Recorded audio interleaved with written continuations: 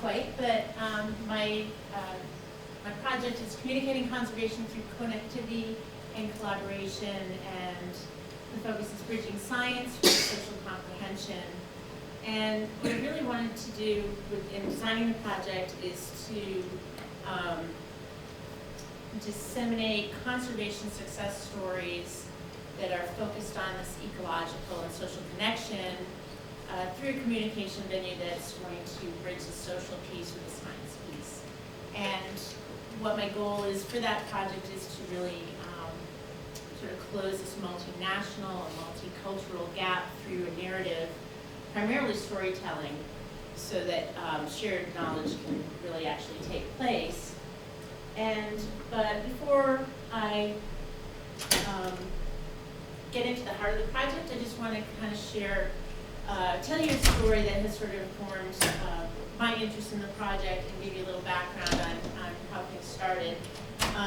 A few years back, a Wilson's warbler, this guy right here, expanded in Costa Rica in the Monteverde cloud forest, and this bird actually took a 2,100-mile neotropical migration from Monteverde, Costa Rica to Estes Park, the Rocky Mountain National Park. And it's a 0.2 ounce bird, so it's pretty remarkable in and of itself. But what's even more interesting is if you go to Rocky Mountain National Park and you stand on the Continental Divide there and you start walking south, you will actually end up in Monteverde in that same spot on the Continental Divide. And I know that's on Liz's bucket list now as of yesterday. But that's a pretty amazing story. And what they found out, there were more discoveries to follow, that there were actually 150 bird species that actually do the same, migrate from Rocky Mountain National Park to Costa Rica, and that 50 of those birds do nest in the park itself. So for me, that's kind of an incredible case study. It's a powerful message that there is this, not only this biological connection, but there's also potential for some cultural connection as well there. And actually, that's exactly what did happen. This was the impetus for a number of pretty unlikely partnerships. The first was between the cities of Estes Park and Monteverde. They became sister cities with a formal agreement. That program was instituted in 1956 under the Eisenhower administration. But that was a really neat connection. The second connection was between Rocky Mountain National Park, the Santa Elena Reserve, and also the Estes Institute, which is in Estes Park. And they got together and they created a science program for student exchange so that every year that the students go from Estes Park High School down to Monteverde to study and do field work and vice versa. And then the third partnership was between Rocky Mountain National Park and Santa Elena Reserve, and they became sister parks, which is a federal program, and Rocky Mountain National Park is also a sister park with Poland over here and Tatchis National Park, so it creates this kind of cool global triangulation of conservation and culture. So there's a lot of neat stuff that happened from this one story, and this started with a warbler that was banded in Costa Rica. So here's my systems diagram. It's all there. And it shows, it's a little squished, but it does show the relationship between these organizations as well as some of their values. And Santa Elena is a reserve in Costa Rica. It's run by educators. The Estes Institute is a nonprofit in Estes Park, and they are primarily focused on science and science programs and education. Sister Cities is also in Estes Park, and they work with all these entities to promote more of a cultural connection between two cities. And then Rocky Mountain National Park is sort of outside as a federal agency, connected to more to sister cities and Estes. And then, I'm sorry, there's a lot of people here. Monteverde Institute in the top corner is in Costa Rica, and they are they're a synergist. They have a synergistic role within the community to facilitate education as well as science, the hard science itself. So in these concentric circles, I've put the outside circle as the focus, the mission of each of these entities, the inner circle being the audience and who they're trying to capture, and then what their needs were, and their needs are all quite different, but there is a lot of overlap within each of these organizations, and that synergy is what I'm trying to look at to put together my project, which would be a linked web page to sort of unify the vision and create a hub of knowledge for these groups. And one of the things that came out of this is that everyone expressed a need to tell their stories, and that all of this work that they're doing is not being promoted, so there's no dissemination of information. So there's the exchange programs, there's this bird story, they're all collaborating, they're doing these incredible things, but people just don't know about it. The general public doesn't know, park visitors don't know. So that was really one of their biggest needs, was promotion. So a website was one of the ideas of a way to kind of pull this all together and make it work for everyone involved, and then link it up so that they could actually share their learning. There's two components to that, or different levels of the web page. One was more the background and success stories, and telling these stories of collaboration and partnership, with a connectivity piece and what the relevance is of the social and science, and how that factors into their own missions. And then several of the entities, the Estes Institute and the Santa Ana Reserve, really wanted to design a database, because they're doing all this great science. They're doing trap cameras and willow, they're doing work on a willow, and nobody really knows about it. They're not able to share that information, so they really needed a venue or a platform to do that. And so I'm currently outsourcing that and trying to get a bid for the Estes Institute so that they can look into that as a part of this web design project.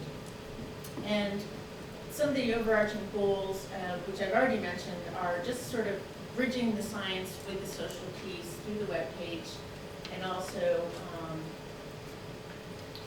just promoting general knowledge and encouraging networking opportunities. That's a big one for these. They want to expand their missions, and to do that, they really need to promote their own products. And then another goal is that there is this great model of partnership that people don't know about, and they want to, it could be emulated by other entities and groups as well. And the last piece is that for me, and I think for them, it becomes a legacy product, so it's just something that can be built upon. So you have a website, they can continue to improve it and learn from it, as well as build upon a database so that it can grow not even just within their groups, but outside of their groups, beyond their boundaries, into other countries as well. So those are the overarching goals. Challenges, there's a few. It's multinational, multicultural system.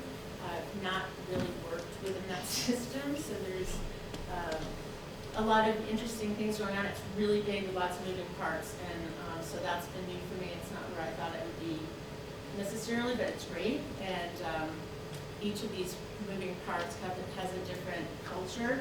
So the Rocky Mountain National Park, I'm going to speed this up,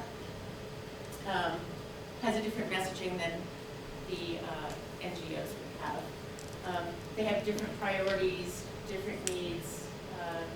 For me to collaborate with their 5 organizations and maintain certain relationships, it's going to be challenging.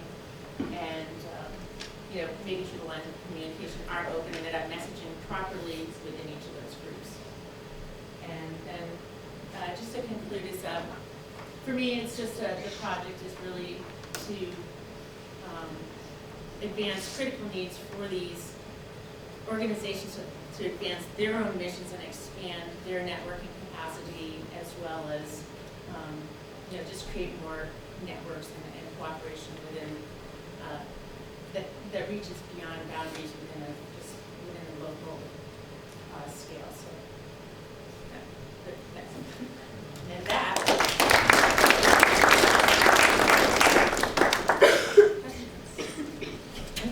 Cassidy, were you able to find funding for the webpage, or will the parks do that?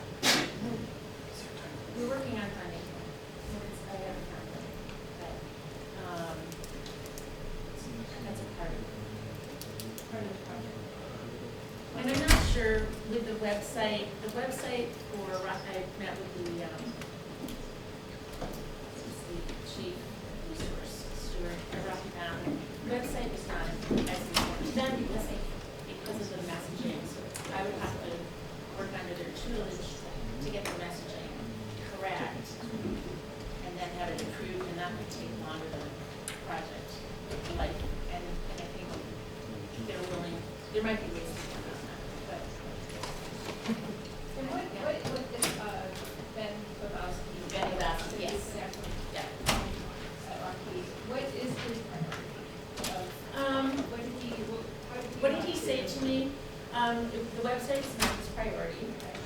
Actually, they have, if you go and you Google Sister Parks, you'll get their website just live, and it's pretty big. So, that's a good question. It was not the Sister Parks program from what I was reading. It was more localized conservation, so it was really involved in that student exchange program, and they're vetted in that.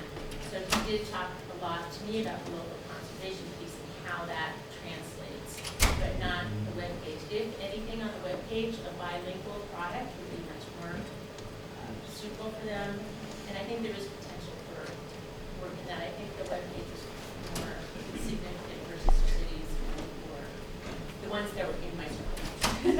So that's good. What do you think about that one? I really love the idea of storytelling, and I'm interested if you can speak a little bit to your ideas and thoughts about how website can be a medium for actually telling a story in a compelling way. That's great. I didn't go through the website because it's really, this is preliminary for me. So there's a second piece of it where I'd like to interview stakeholders and do podcasts so that you have like an intro to Globe. You go like to Costa Rica, and you can click on the reserve, and up pops the environmental educator, and he can talk about his traffic numbers, for instance, and that's really important to them, and that's an important piece of how they're connecting there. So then you can then go to sister cities and talk to the mayor, and that sort of interactive, more through video and storytelling, but personal stories and narratives in that respect. It would be, that's just one idea.